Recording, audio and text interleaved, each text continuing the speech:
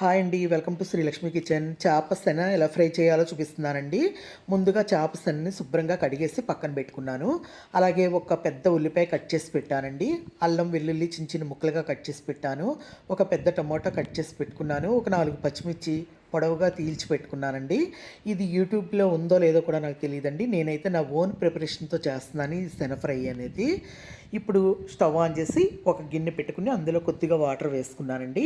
ఒక చిన్న glass water, ఎక్కువ వేసుకోకూడదు, కొద్దిగా వేసుకోవాలి శనగ ఉడకడానికి. ఒక పావు టీ స్పూన్ పసుపు వేసానండి. అందులోనే ఒక పావు టీ స్పూన్ సాల్ట్ వేసాను.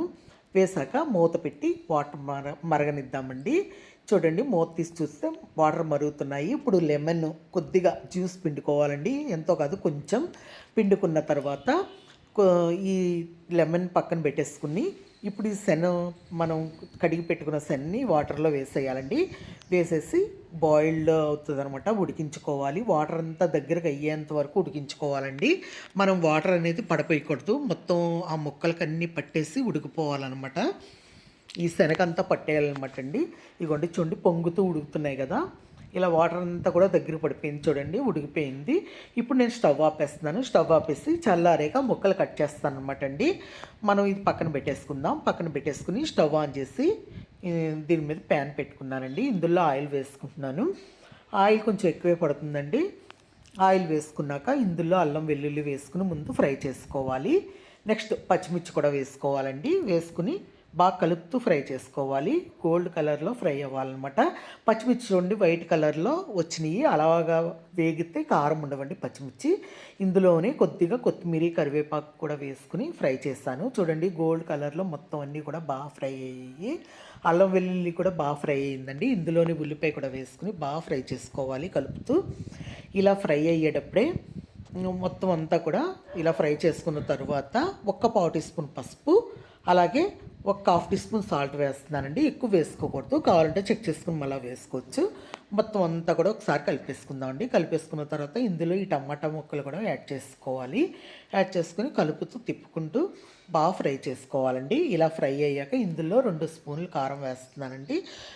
మీకు ఎంత తింటారో అంతా వేసుకోవచ్చు. నేను ఒక పావు teaspoon garam masala powder వేస్తానండి. వేసుకుని మొత్తం అంతా కూడా ఒకసారి కలిపేసుకుందాం.